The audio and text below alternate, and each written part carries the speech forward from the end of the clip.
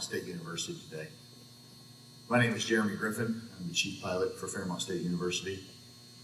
If you all please stand for the invocation offered by retired Army Major and Bridgeport City Council Member Chris Kenny and Fellowship Bible Church here in Bridgeport. And please remain standing while Will Rhodes, one of our high caliber students, sings the national anthem. I may regret this given the audience, but go Army, beat Air Force. If I haven't lost you too much, please pray with me. Father, we come before you now, and we give you honor and glory that only you deserve. But we come before you asking you to help us to celebrate these fine young people who have gone through this training, who have dedicated themselves to mastering this craft. We thank you that they have stood here and taken this opportunity to say that they will serve this great country. So, Father, I pray that you will watch over them. As you've kept them safe here through this training, you will keep them safe in their careers. Allow them to serve faithfully, honorably, this country. I pray your blessing over this ceremony.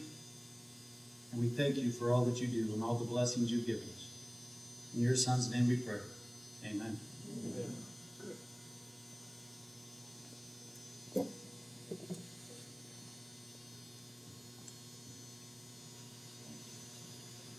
Oh, say, can you see by the dawn's early light what so proudly we hailed at the twilight's last gleaming, whose broad stripes and bright stars through the perilous fight o'er the ramparts we watched were so gallantly streaming, and the rocket's red glare, the bombs bursting in air, gave proof through the night that our flag was still there.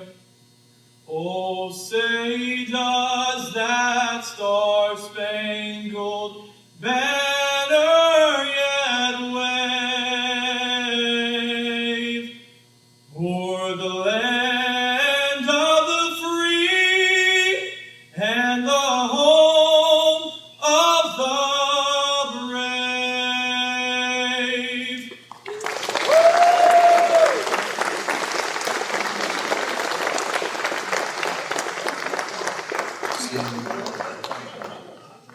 You all may be seated.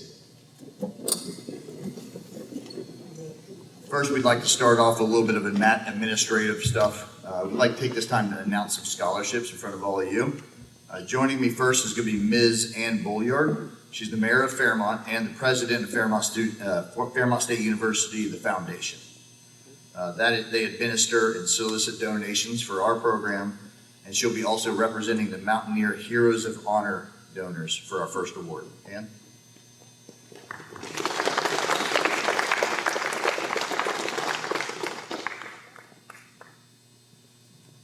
Good afternoon, everyone. As president of the Fairmont State Foundation, I would like to extend my congratulations and appreciation to each of you graduating today. Through the generosity of our many donors, we have the ability to help students access quality education. Our donors open the doors to opportunity, empower future leaders, and contribute to a more skilled, compassionate, and resilient society. One such donor that we would like to honor today is the Mountaineer Heroes of Honor Foundation. Mountaineer Heroes of Honor Foundation raises funds specifically to support and aid West Virginia veterans, active duty, honorably discharged, and retired with rapid and direct assistance from everything from medical issues to education. In addition to this, on an annual basis, the Mountaineer Heroes of Honor Foundation supports a scholarship fund through the Fairmont State Foundation for exceptional student pilots who have served, are currently serving, or deployed on active duty during their flight education. These funds help offset the cost of flight training for individuals who have volunteered to proudly serve and protect our country. It is my privilege on behalf of the Foundation to announce this year's recipient. The first is George Skinner, United States Navy, in the amount of $2,000. Would you like to come up? George didn't make it. Okay. George is moving on. Also, the next recipient is Carter Dyson, United States Air Force, Air National Guard, in the amount of $2,000.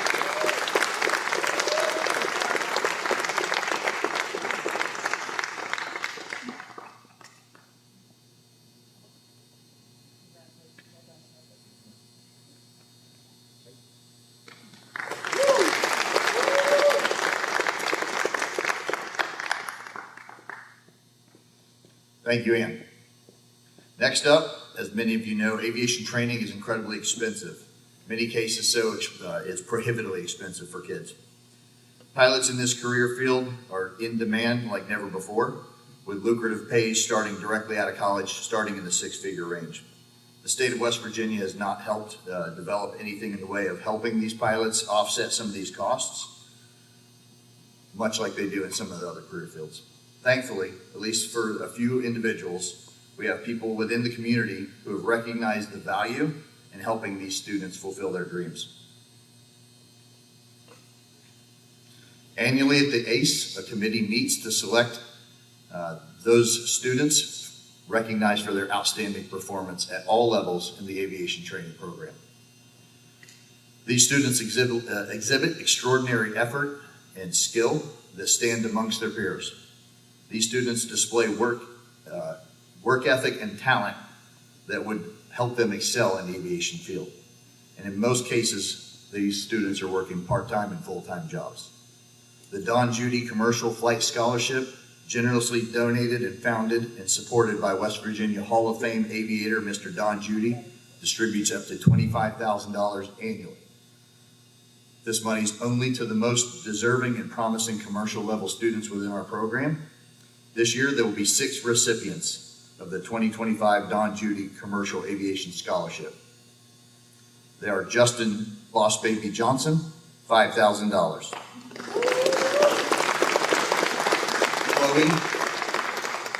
Chloe Dipstick Blake, $5,000. Willa Big Will Sharbaugh, $2,500. Michael Scolio Oliverio, $2,500. George Patch Skinner, $2,500. Matt Crash Holbert, receiving an instructor award for $3,000.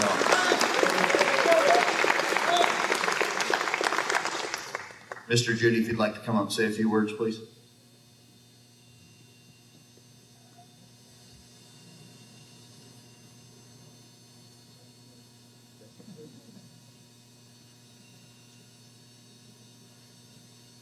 Like you said, I'm Don Judy. I was a DP for about 30 years, probably administered 2,000 exams. And I worked here for years. I bought Joe probably 4 years ago, 3, I retired. But I started with the inception of this program. It started over in the terminal building. I had 2 172s on the rank. Jake Wilbin out of Morgantown had the contract. And we'd run out of that building and out of the terminal to the ramp in the middle of the winter and get going. That's where it all started. So you see what we have now. So this program is pretty dear to my heart. And I'm proud of these young people. The only thing I can say is behave yourself and don't get in trouble. If you get a DWI, your flying career is probably over. You'll never get an FAA medical. We had one kid here when I was an examiner, this has been years ago, 10, maybe 15 years ago, got a DWI on a four-wheeler up a snowshoe in the wintertime. He lost his medical and he spent several $1,000s trying to get it back. He never did get it. So consequently, he changed careers.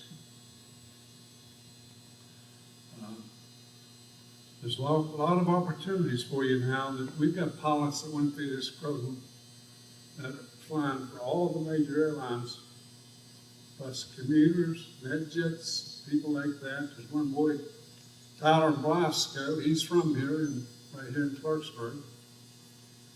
He's a captain on the E-175. That's Republic Airways now. So there's great opportunities for you all if you work hard. When I learned flying in the 60s and was in college and got my license, you couldn't beg, borrow, or stole a flying job. But today, they're pretty rarely available. So good luck to all of you.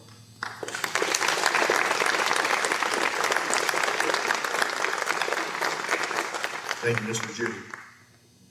At this time, I'd like to introduce the president of Fairmont State University, Mike Davis.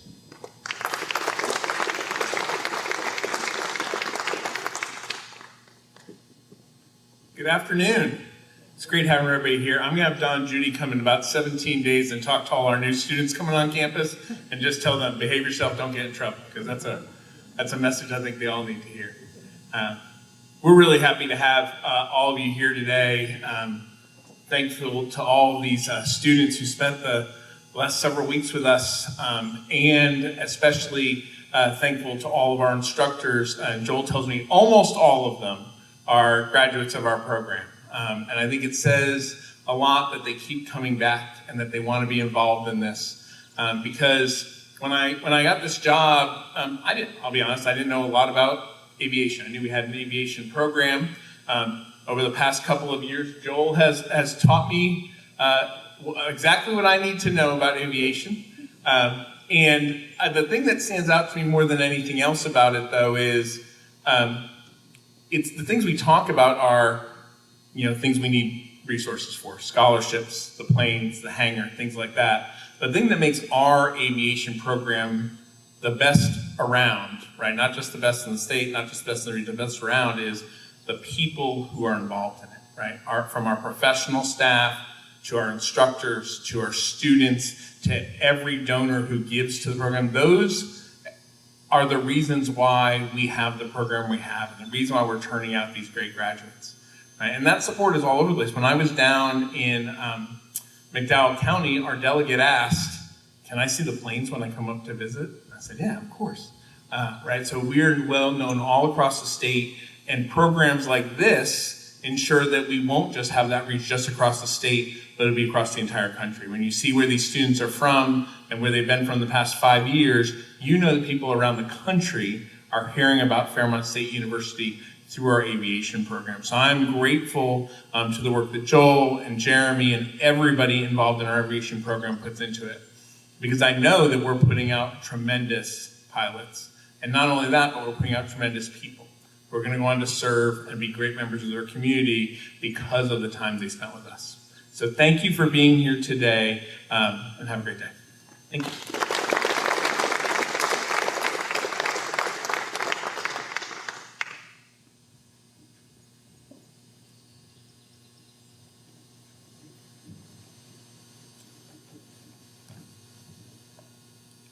Give me just a second here. We usually have so much wind in here, we fasten everything down.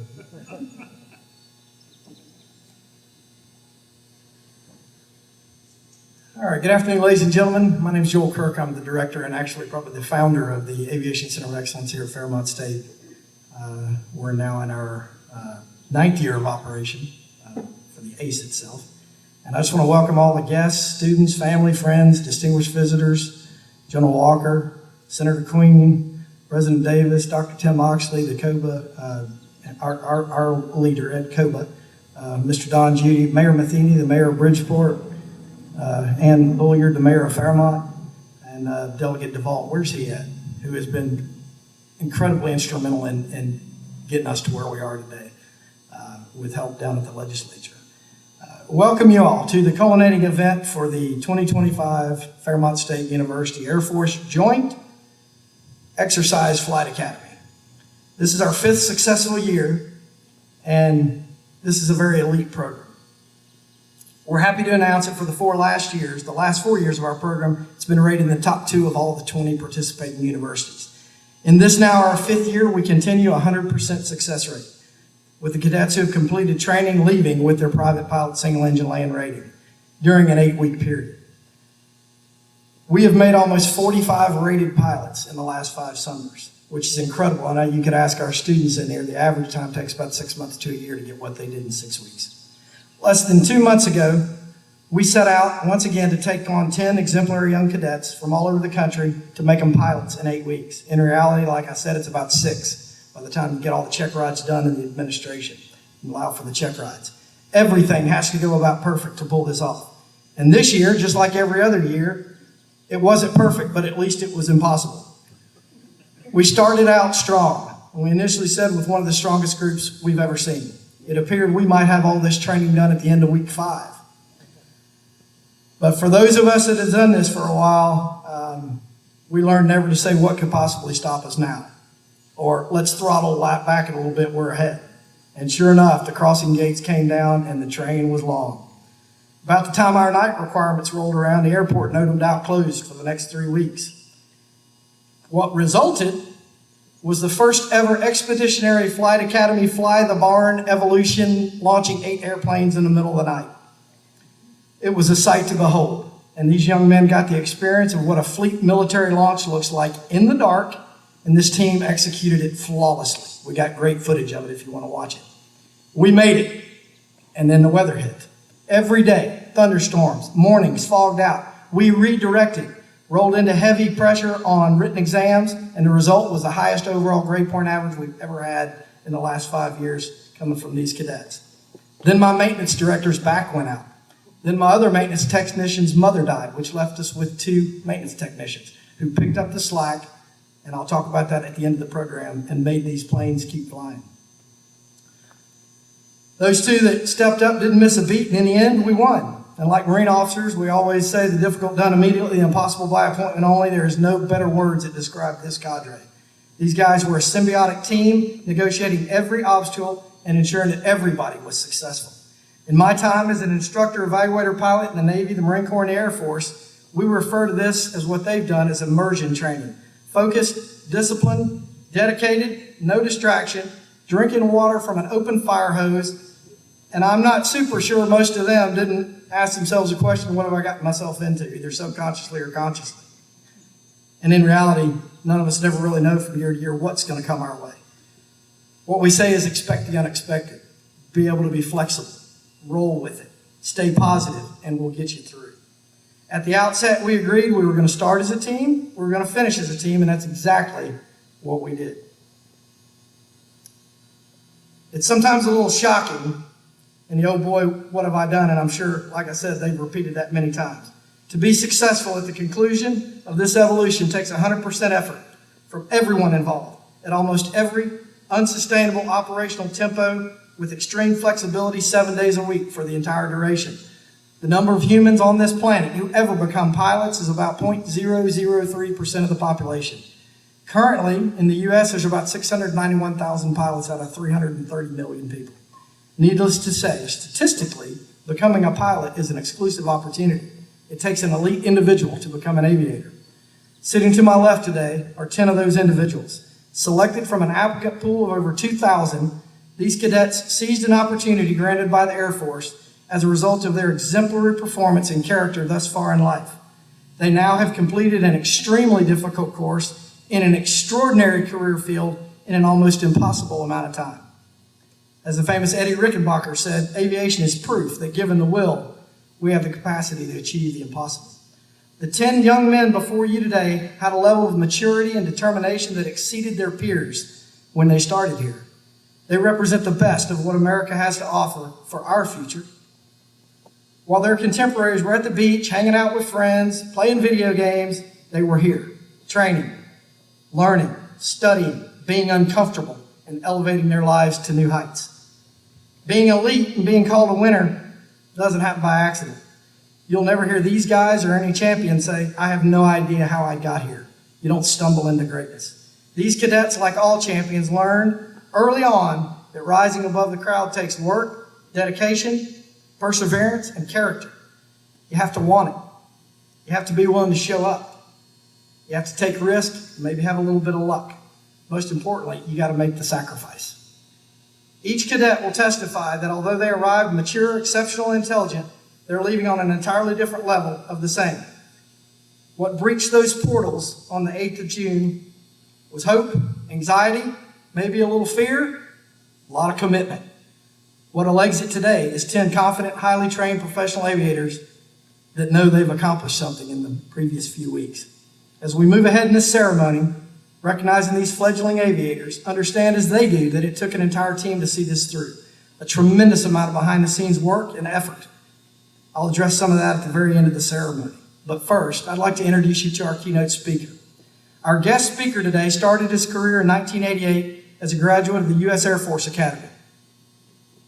All right, we're good. He served as a C-130 navigator in multiple airlift squadrons throughout the world, serving in Iraq, Afghanistan, and the Balkans. In 1987, he left active duty to join the Air National Guard as a C-130H-3 navigator evaluator.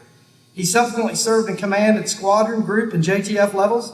Most notably to us, he served as the Assistant Adjutant General of the state of West Virginia and also as the commander of the West Virginia Air National Guard with the C-17s and the C-130 under his command. With the dual role as the Air National Guard Assistant Secretary of the Air Force Manpower and Reserve Affairs, he retired in 2023. He was the inaugural recipient of the West Virginia Trailblazer Award for exhibiting a life of excellence.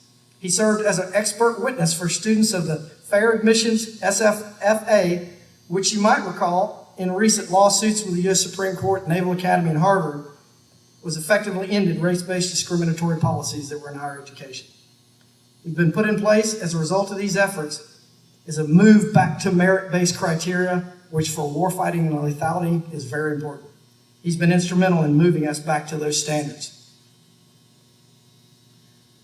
His amazing career with over 5,200 hours in the C-130, over 400 combat and combat support sorties is displayed in your program. I don't have time to go through it, but please read. His zest for life, his patriotism, and his service to this country and this state is simply remarkable. I call him inspiring. I call him a leader, but most of all, and best of all, I call him my friend. Please welcome Brigadier General Christopher Walker, call sign Mookie.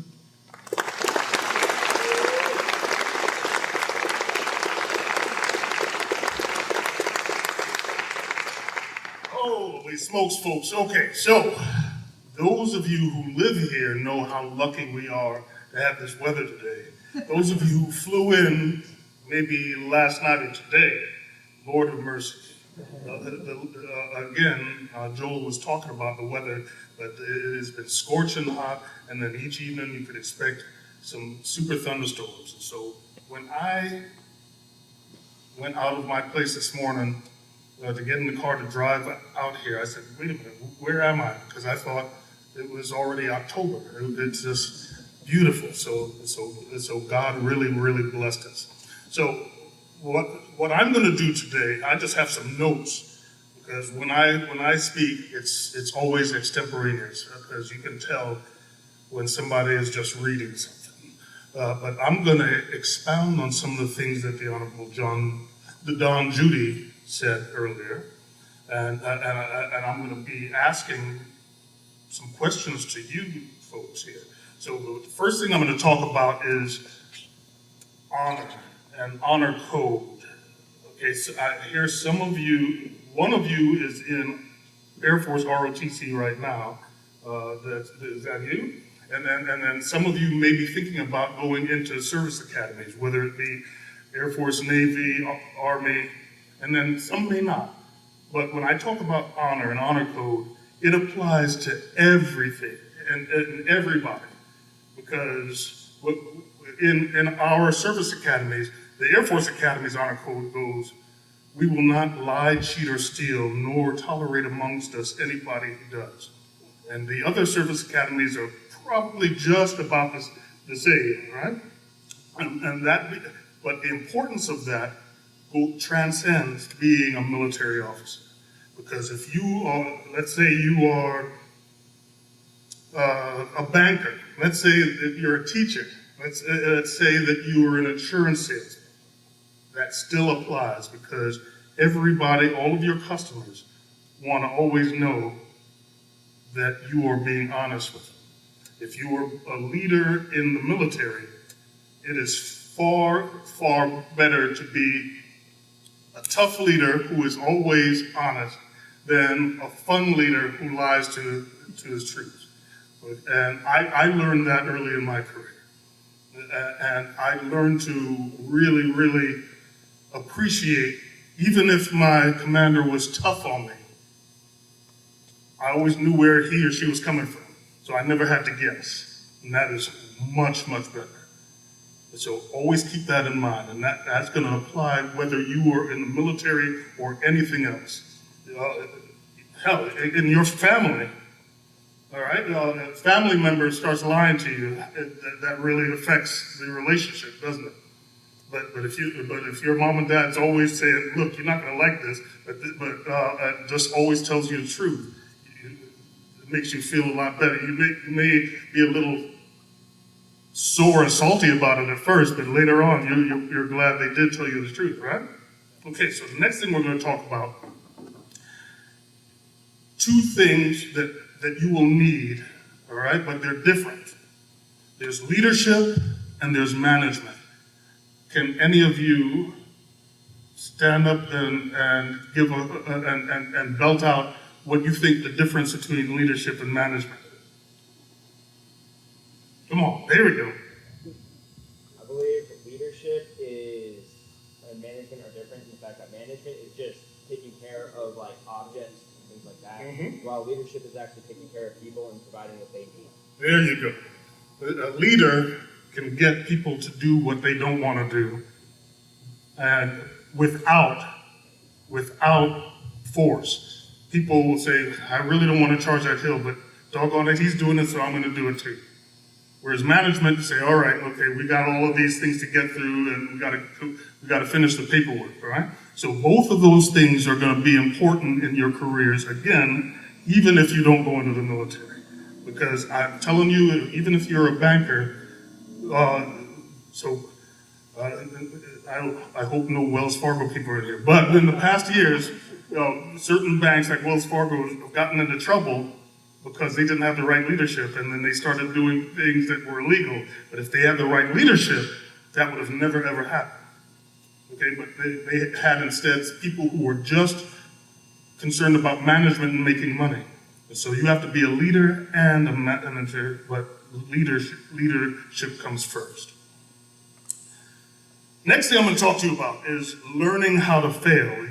How many of you have heard about failing forward? All right? So, and that's about grit. Right now, SpaceX, they failed a lot of times in their launches, but now they can launch a rocket and have it get caught by chopsticks when it comes back down, because they learned from their failures. Whereas Boeing, God help them, Boeing has a new CEO, so hopefully things are going to turn around. But SpaceX had to go rescue some astronauts that were supposed to only go up for a few days, and they ended up there for several months. And SpaceX finally went up to rescue them because they learned to fail forward, right? And so some of you, I would wager all of you were top dogs in your particular organization, in school, in JROTC, maybe Civil Air Patrol, all of the above. But in your next endeavors, for instance, you go into pilot training, you may be the top dog there, and you may not, because it's very competitive. Any of you going to the service academies, I went to the Air Force Academy going, yeah, I'm the top dog, I'm the smartest guy here, and I learned, oh no, I'm not. But what I'm going to tell you is, so what? You're still part of something that Director Kirk mentioned earlier, a word he said a little while ago, elite. You're amongst the elite. And just like if you're on a Super Bowl football team, you may not be the top player, but you still get the ring. And if you go to a service academy, you may not be the number one graduate, but you still get the ring. You go to pilot training, you may not be the top guy, but you still get your wings. You're part of the elite now. I want you to learn to fail forward. If you get a bad ride one day, Hopefully you learn from it. Hopefully your instructor says, okay, it's all part of the debrief. And what we all say in the military, no crying at the debrief. You learn from it, and you can do better next time, all right? Because remember, accomplishing the mission takes a team, and you are all part of the elite team now. So, next thing I'd like to talk to you about is, okay, those of you who do go into the military, and again, this can be applied to all sorts of different careers, but I'm going to talk about it from my experience, is training to win, okay? And when I say training to win, be wary of commanders out there who just want to be your buddy and have fun with you, all right? I'm going to tell you a story. When I was in the West Virginia Air National Guard, and just before deploying after 9/11, that a wing commander named Colonel Jesse Thomas, and it almost felt like he had a whip to us, and it got to a point where we were like, Jesus, we almost hate Jesse because he made us train hard, doing night landings, night vision goggle landings, to blacked out airfields. He started us off slowly, then he got the airport manager and the tower to turn off all the lights. But we did this over and over again. After a while, we said, Jesus Christ, not another day of this. Until we were flying into Afghanistan in 2002, February of 2002, and I was part of 3 aircraft from our unit that were together with the Texas Guard and the Wyoming Guard. And the Wyoming Guard and West Virginia Guard, we had, at the time, the top C-130s, the H-3 models, where we had great radars and great equipment on there. But nevertheless, we were taking in Pathfinders and other special operators into totally blacked out airfields in Afghanistan so that they could start putting infrared lights and other lights on there for subsequent flights to bring in more troops. And I'm telling you, that was the scariest thing until it wasn't, because all of that training that the tyrant Jesse Thomas made us do kicked in. And next thing we know, we're all coordinating as a crew, calling out the radar altimeter, me getting the PIP on the end of the runway with the radar, putting in the radar approach, and on the NVG straining, because sometimes the moon was out, sometimes it wasn't. But we made it in there each and every time. And here's the part that really, really made it click to me. The first time we did it and got in there, and then flew out, and we were just hoping there were no goats on the runway or anything like that, but God blessed us with that. When we got back to Masira Island, we were part of an operations group where they also had another squadron at Seeb in Oman. And the operations group commander called up our crew and said, I need to talk to you. And we went in there and he said, how did you get in there? We go, using our procedures, like we were taught. He said, well, the crew from the 50th Airlift Squadron out of Little Rock, out of Seeb, couldn't make it in there. And he said, they probably didn't train well enough. But he was trying to imply that we were being reckless, and we weren't. It's just that we got trained so hard. So in everything you do, train hard. Train like you're going to be a championship boxer. Train like you're going to be the top trader on Wall Street. Train like you're going to be a future 4-star general. Okay? So these are parts of my advice to you. But I do want to leave you with one last thing, because all I've been telling you is discipline and behave yourself. But those of you who are going to go into the military, whichever branch it may be, and those of you who don't, and because I noticed most years when I come to this graduation, we're in flight suits, and so I have some friends in the Pentagon I'm going to talk to about that. But some of you will be wearing flight suits pretty soon, and if not flight suits, hopefully uniforms like the hard hitters over here. And then if you go into the Guard or Reserves, flight suits and these kind of uniforms. But what I want to leave you with is, it's not all grind. Have fun, collect stories that'll make your friends back home be jealous, and enjoy every moment of what you're about to do. Thank you.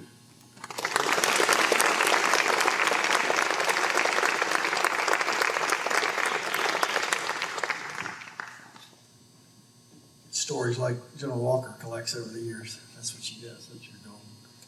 In the course of my military aviation career, I've had the privilege of being in the company of some of the most exceptional human beings on earth. Military aviation conducts extensive vetting in search of elite and talented individuals who make the grade to strap on $100 million aircraft. This is much like the vetting and selection process that landed these cadets in this program. In these selective enclaves, as exceptional as they are, there are always individuals that rise even to the top of that group. Military aviation programs always recognize the top performers as their distinguished graduate. The DG is the cadet who scores the highest overall average across all syllabus events, as well as being exemplary in every aspect of character, aptitude, and training. This year's distinguished graduate was out of the gate like a racehorse. He distinguished himself very early on as the front runner. In present company, that's quite an accomplishment. He set the bar for all the other cadets to emulate. With a 98.8% overall academic average and flight average, he flew past the other cadets, no pun intended, and finished in the #1 spot. All the way from Santa Clara, California, let's hear it for Cadet Cameron Stretch Armstrong, this year's distinguished graduate.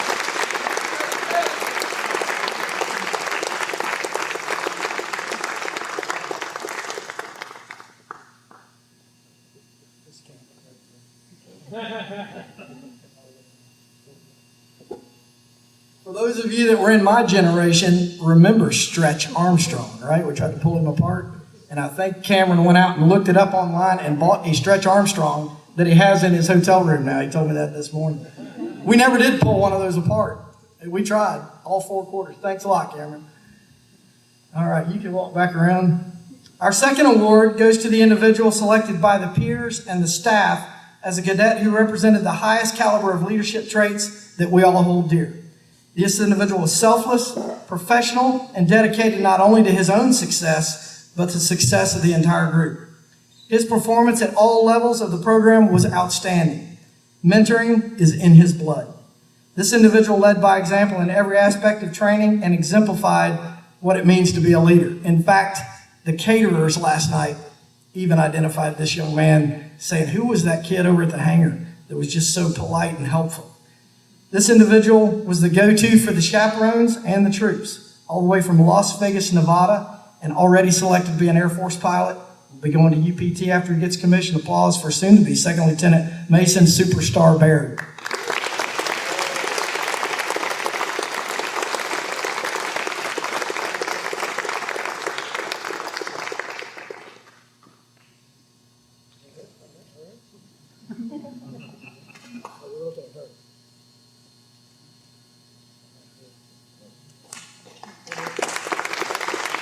So I'm going to go out on a limb a little bit here because I'll introduce Kim Altizer later, but she asked me, how do these kids get their call signs? And that's something everybody always asks the military, and you don't want to know. But I'm going to feel safe going out with superstars here. It's not because he was a superstar, which he was. On the back of the trailing edge, and your cadets will be able to tell you, on the trailing edge of these airplanes, these Cessnas, where the airfoils meet, there's a star that goes all the way across the back because of the way the airfoils meet. And those that love Cessna 172s call it the Cessna Star. When you walk into it and it hits you right in the forehead, it puts an imprint of a star on your forehead. So that's how Superstar got his name. Last on the awards docket is the award issued by the United States Air Force AFROTC Flight Academy. If I can have Ms. Altizer join me up here. It's based on our field input to the junior ROTC cadet who exemplifies service before self, as well as excellence in leadership and performance. Here to present the award and say a few words about the Air Force ROTC Flight Academy is Ms. Kim Altizer. And I know there's some program changes out there. Dan Gomez is also our rep. He wasn't able to make it today, so she's come in his place, but she's been down with the program as long as I've been with it. So Kim, thank you. Okay, that was a good introduction, because usually Mr. Gomez travels. So in our office, we have we had 6, we're down to 3, but program managers, program specialists. Managers are up and out. Specialists, like me, we're down and in. So I'm a little bit out of my comfort zone, but Mr. Gomez said, hey, I can't make it to Fairmont, would you be willing to go? And I was like, absolutely. This is somebody with a school we partnered with for 5 years. I've only seen Joel on Zoom and Teams meetings, so I really wanted to meet him in person. And I just wanted to see the school that's just been so amazing, and I think I'm accurate in saying is our best program. 100% success rate for 5 years in a row is absolutely amazing. Especially because we partner with Purdue, Embry-Riddle Daytona, Embry-Riddle Prescott, some big hard-hitting schools that you've heard of, and Fairmont is our best performing school. So one more time. I want to thank everybody for being here. You can look around and you can see it takes so many people to make this happen. And we're so thankful for all of you. I know that after today, you're just gonna crash, take the weekend, relax. And I want to say thank you to the parents that you allow your kids to do this for 8 weeks. We had a Zoom meeting once, and one of the moms got on and she said, how solo is solo? Super solo, all alone, Mom. So we know that it's a big step for you, and thank you for trusting your kids with Fairmont and for the Air Force. And I just want to say one more thing. We talked about the 8 weeks that these kids have been here, but this didn't start 8 weeks ago. This actually started in August, September of 2024 when they started the application. And it is a very arduous application. I just want you to know kind of what they were scored on. One of the things they're scored on is physical fitness. So you have to be very fit. The scores are very high, and that's not easy. Another thing is an AQT test. It's Aviation Qualification Test. And I decided I was going to take it once, and I started it. And I was like, oh my God. I was like, delete, delete, delete. I was like trying to pull them. It's so hard, and I am so impressed because their scores that these guys get are amazing. And if any of you want to try to take it, I encourage you. You will just be amazed at what they accomplish. In addition to that, they have to be evaluated by their instructor. They have to submit their grades. They have to get a letter of recommendation from somebody outside of junior ROTC. They have to write an essay about why they want to be an aviator. Then they're scored on what they do in junior ROTC and outside of junior ROTC, which means their leadership is outside of junior ROTC. And a lot of these cadets also work. So it's very, very hard to get chosen for this. We had, I want to say maybe 1,300 applicants this year, and we picked 200 from junior ROTC, 18 from ROTC, and 7 from Civil Air Patrol. So you can see that it's very, very selective. So I just want us to all take a moment and give a round of applause to our cadets.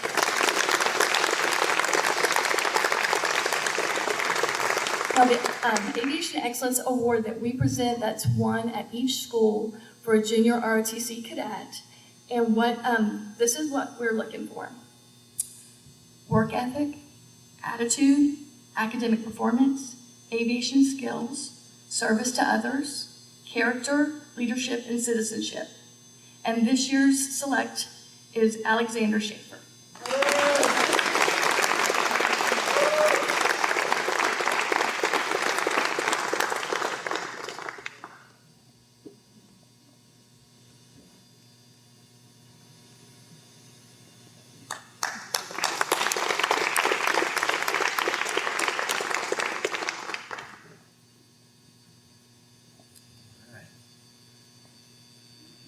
Thanks a lot, Kim. And everything she said, I just reiterate. I've been in this business 40 years. I've served with the most elite pilots in the world, still am. This is inspiring. I mean, these kids are just amazing. What they do in 6 weeks takes our normal average students, they can attest to it, anywhere from 6 months to a year. So just an amazing performance. Now the moment, and certainly that all the parents and the cadets have been waiting for, pass and review for wings. In years past, the cadets would all be in their flight suits. However, this year, apparently supply ran out of flight suits for the entire program. So as the military goes, if we can't do it for one, if we can't do it for all, we don't do it for any. Hopefully, General Walker would pull some strings to get some JROTC flight suits. As a workaround to the soft winging, which we normally present and put on their flight suits, this year we're just going to have to hand them their wings. But regardless of the uniform, I'm so proud of these cadets and their accomplishments, and all of you sitting here should be too.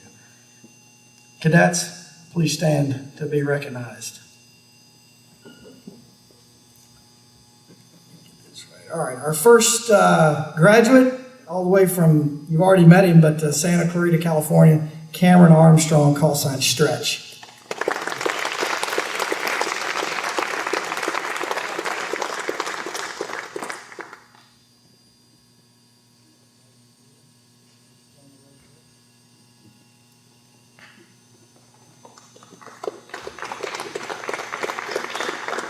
So they've got, you can go back to your seat if you want, Cameron. Or do y'all want to stay up here for a whole picture at the end? We can do that too. Just hang out up here. That's good. And incidentally, they're getting two packages today. They're getting our Fairmont State wings as well as the Air Force AFROTC wings for their uniforms and their soft patch that would normally go on their flight suits. So write your congressmen and your legislatures, and we should never run out of flight suits in the military. All right, our next cadet, and you've already met him as well. Spent a lot of time with this young man because he does have an aspiration possibly to be a Marine aviator. So I got to talk to him a little bit about that. But all the way from Gilbert, Arizona, Alexander Schaefer, call sign Butters.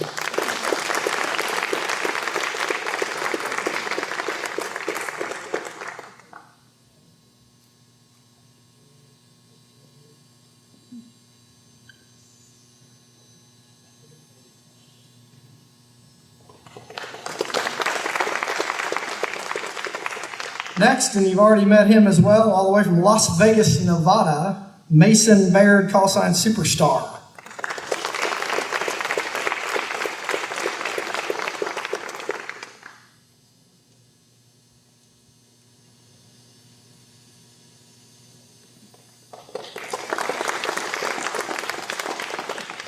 This is an interesting one coming up because one of his real good friends actually went through this program, I'm going to say 2 years ago, and told him, if you go to Flight Academy, go to Fairmont State.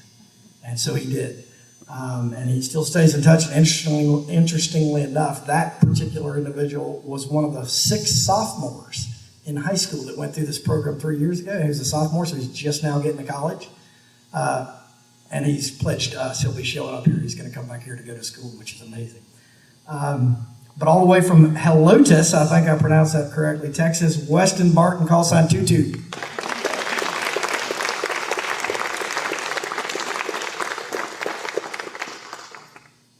I bet you guys know how to look for girls yet.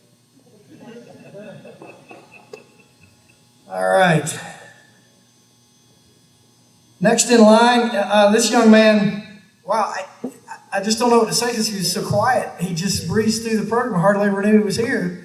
I'm not even sure who gave him this call sign. I don't even want to imagine what it's about.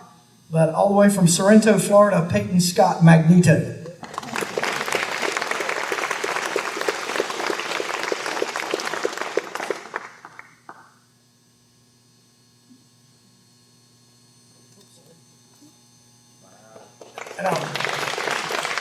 Is going to attend the University of Florida. He's already told me, and I think he was going into some kind of biomedical research, and he was kind of interested in flying. Well, guess what? He's not going into biomedical research anymore. He's told me he's going to be a pilot. He's going to fly. He's going to go do that for the rest of his life. Better choice, by the way. So, and part of this program is, the kids that are very interested, Air Force has put this out there to see if we can get them to go into military aviation, and a lot of kids make their decision here. Most of them already have, but next, all the way from San Antonio, Texas, and Gavin Garcia, call sign Eeyore, and I'll say something about him.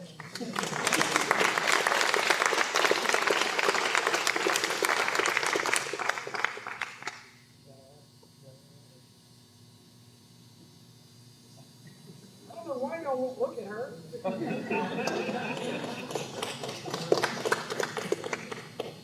So I think Gavin also has expressed interest in possibly coming to Fairmont State. I think he's got to talk to his parents about that. One of the things I offer these cadets, which is interesting, I'll interject here, is one of the things I tell them is our program is very selective. We only seat about 50 or 60 students. We're not like every other flight school. The chief and I, our goal is not to push out as many students as we can, but to push out the best. So we start that in the selection process, very competitive to get in this flight program. These kids get an automatic bye at any time they decide to come in this program, finish their collegiate careers, they've got a seat in this flight school. So that's a pretty good deal that they make to us too. We've already vetted them. We've flown with them for 6 weeks, so we welcome any of them back. If they got wings on their chest from Fairmont State, we know they've earned it. All right, the next one, and I will have to tell you this call sign too, but all the way from George, Utah, Sam Sumner, call sign Exxon.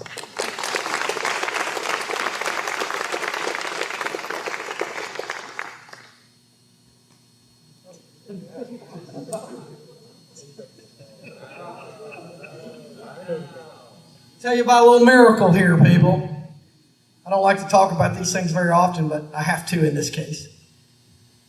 It's the most astounding thing I've ever seen in 40 years of aviation. It's the most perplexing thing that I've ever seen in 40 years of being around airplanes. Exxon was going flying, who's the IP? Avery? Avery was the IP. And we had an anomaly, which you guys won't understand it, but there's an exhaust shroud inside the cowling. You don't see it on pre-flight. And a couple of the screw heads had come out and the exhaust shroud had wiggled loose. So it was vibrating. We don't know when it actually came loose because the previous flight that came in, we had no idea. The oil drain plug in the engine is a fail-proof lockout oil plug that is safety wired to make sure that it's shut. They use it to change the oil, but it never comes out of the airplane. But it's a locking mechanism that goes up when they drain the oil to do an oil change. So Exxon and Avery went out to start up the airplane, and 9 quarts of oil dumped out of the bottom of the airplane. Just so happened that Connor Lane was standing outside the airplane when that happened, and he said, cut it, cut it, cut it. Now, they were inside the airplane. They would not have seen the oil coming out the bottom of the airplane. And moms, hold on to your hearts here. But oil under pressure like that just dumped out there, literally emptied the airplane. Had this gone any further, they would have taxied out at idle, probably would have had no indications in the airplane, and could have very well, on takeoff, lost their oil, lost their motor, which is what would have happened. But God looking over us had Connor out there looking, dumped 9 quarts of oil, and what had happened was that exhaust cowling that had vibrated loose had just tapped that fail-proof oil drain plug, just a little bit, and under pressure, it dumped out all 9 quarts of oil. So we had a miracle here, folks, one that I've never seen before in 40 years. So I'm thankful for that. It was an amazing story. So he's call sign Exxon now. We got an oil spill out there on the ramp. So those things that you learn from and you're happy about. All right, next, one of the quietest little fellas. I had a great talk with him about what it's like going away from home for the first time and leaving your comfort zone. Unbelievable young man, just did a fantastic job here. Got behind because he got a cold while he was here, so he had to sit out for a week with some congestion. But all the way from Adelet, North Carolina, Jason Dowdy, call sign Nomad.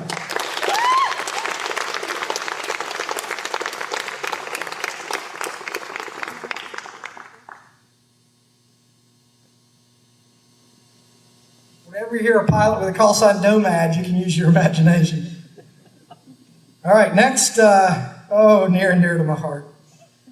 The last 2 individuals we're going to recognize today, we like to say cut it close because we were running out of time, and not that they were necessarily behind everybody else, but the weather and flight schedule falls out. So I said, the last 2 guys that cut it close, we're going to cut it close.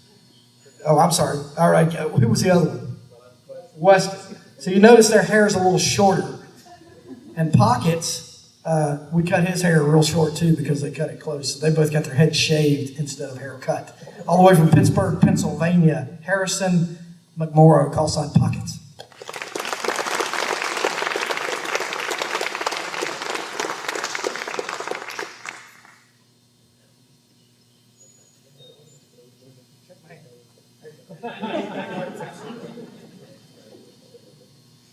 All right, and last but certainly not least, but the shortest, which I can attest to. I'm always the shortest, so a lot of heart, right? Vic, we got to have a lot of heart. But, learned a lot while he was here for sure. Outstanding performance. Learned things that he was able to teach everybody else in here. That just amazing performance overall. All the way from Sanford, Florida. Victor DiBartolo, call sign Jukebox.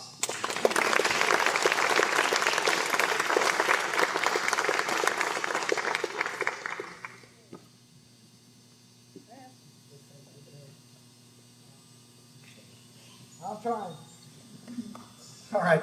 In closing, ladies and gentlemen, this year's Falcons' 5th program would not have been successful were it not for the wheels, the tracks, the engines that carried this train to its destination. There is simply no way this could have been done without the relentless effort, volunteer, uncompensated time, and unwavering support of this group. I'd like to recognize a few of those key players, and I'll probably forget somebody, I hope I don't, that made all this happen. First, the chaperones. They were with these young men every waking minute. Probably some they should have been sleeping. Transport to and from Charles Point to the hangar every day. Everywhere else they attended. Food, gym, shopping, rodeos. We actually had one of our instructors ride a bull. And we got video of it if you don't believe it. Movies, hiking, haircuts, scheduling, and even flying cadets to and from training events. Most recently, a visit to Washington, D.C. to the Udvar Hazy. And I think, how many of you had never been before? They got a trip to Washington, D.C., which I was in the military in 20 before I ever went there. So they got to see Udvar Hazy, and they got a day in Washington, D.C., and they did all this while constantly instructing and drilling these kids for information. A round of applause for our certified flight instructor and check pilot, Andy Callow. If he'd stand up, he's the lead. And CFI in training, commercial pilot Cameron Aloha Brown. To all the moms and dads that they were talking about Andy and Cameron, here they go. So we appreciate that. Next, our wrangler, the individual behind the scenes that we know is the magic when stuff just appears. When things are organized, supplies are in place, food shows up, events are scheduled, students are registered for their classes, the gas gauge suddenly goes to full in the van, programs are printed. Our gatekeeper and chaos coordinator, my right-hand man, the person who put this entire program together. Today, without him, this program would be impossible. He puts in an incalculable number of hours in front and behind the scenes, the program coordinator, Mr. Brian Shaw in the back. Next, the individual who grinds out the administrative purgatory that's always involved with flight programs. He reconciles our invoices, deals with the FAA, and believe me, that is an accomplishment. He submits all the grades, keeps our records, teaches classes, sends the reports to headquarters, conducts progress and interview surveys, runs the majority of the purchasing, fills any position in vacancy at any time. He's been with us longer than any employee, and I find myself always saying when people come with questions, you're going to have to ask Tim, our program manager, Tim Bain.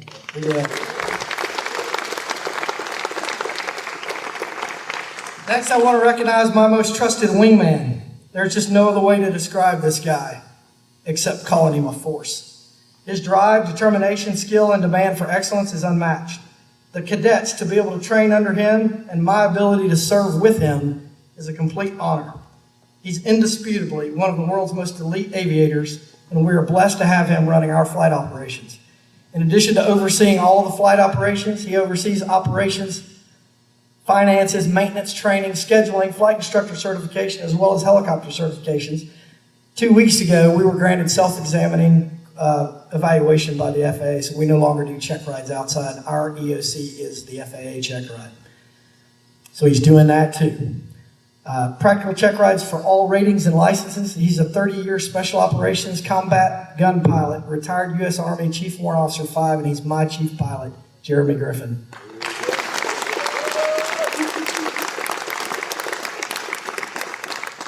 I'd like to thank our Air Force representative, Ms. Kim Altizer, for coming all the way from Montgomery, Alabama. Our maintenance technicians that work tirelessly to keep these old planes running despite our constantly breaking them. IA Todd Freeland, who, like I said, he's out in the back. So he's barely getting around right now. He's got some bad back issues. Next in line, Richard Goff, hanging under the wing under there. He's our go-to. Guy knows everything about a Cessna 170, everything about airplanes. If you ever want to know anything about airplanes, ask Rich. And then the two that picked up, Rich recently lost his mother, so we lost use of Rich for quite a few weeks there. And then Chad Ward and Travis Gratt, y'all wave your hands in the back. They picked up all the slack. Chad was putting together videos and fixing our airplanes, changing tires. It was just an amazing effort by those two gentlemen. I'd like to thank all the families of all these staff that supported everybody going through this, especially my lovely, adorable, tremendously long-suffering wife, Suzette, who's sitting back there, and she doesn't like me pointing her out, who cooked countless meals that had to go into holding pattern because I didn't make it home to consume them when I was supposed to. And she kept our farm going for the whole time I'm up here. She's the prettiest woman in here. Our dispatchers who daily executed the schedule, kept the planes turned and organized, executed the reposition and choreography. If you haven't seen that, it's a sight to behold, of 10 aircraft going in and out of this little hangar every day without a scratch, keeping them refueled, turning them enough to get them on the schedule to get this thing done. Justin Johnson and Willa Sharbo, where are you at? I know you're over there. Stand up.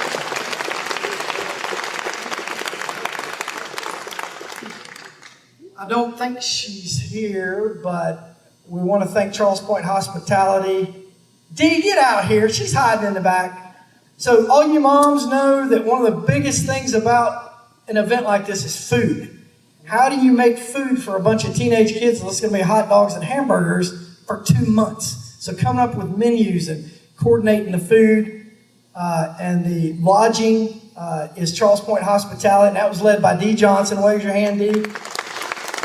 She put all this together. They didn't miss a meal. They were on time. They were hot. They were good. We know the cod's out, though. We know the cod. They did not like the cod. But everything else was just amazing food. Their lodging was fantastic. I almost served it to them at the banquet last night just for fun. But we didn't do that.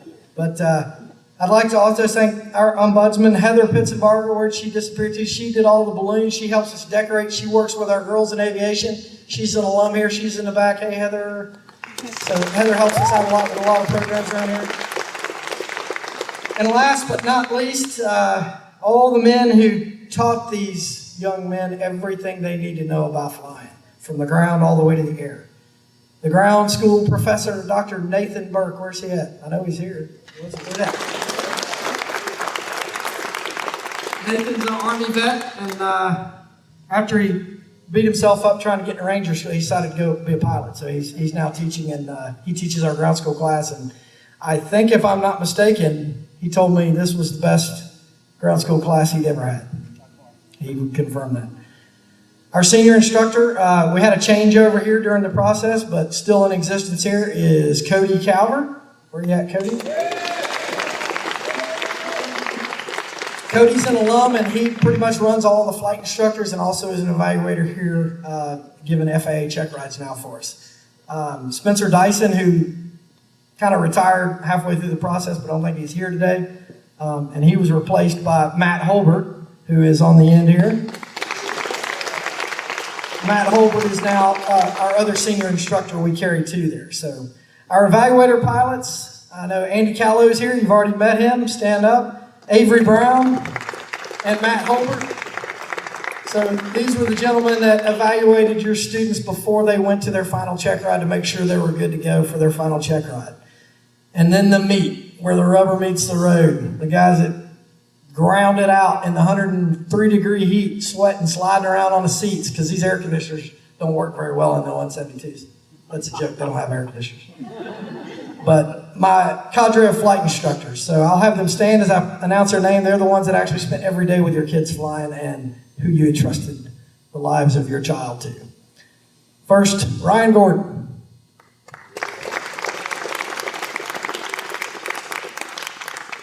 Connor Lane. Jace Edwards. Noah Hobson. Aaron Boggs. William Ramone. Colton Craig. There's Cole. And last but not least, Graham Wood. Where's he hiding out over there?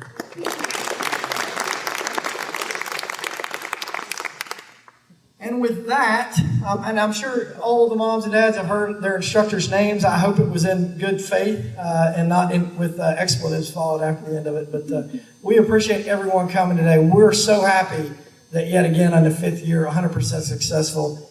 Everybody got through with a private pilot rating. And I think my slide at the beginning was our mission was pretty simple. Everybody gets a private pilot rating and nobody dies. So we did that. But big round of applause for our 10 brand new private pilots. Falcon Spit. You guys can stick around, take pictures. If you want individual pictures with your cadets by any of their airplanes, Dusty's up here in the front for cameras. And I know, Chrissy, you wanted to do some things. Hang around, get them to tell you the stories. There's probably a lot of them, only 10% have to be true. So we appreciate everybody coming out from all over the country, and you're welcome here anytime. You're part of the Fairmont State family now. Thank you.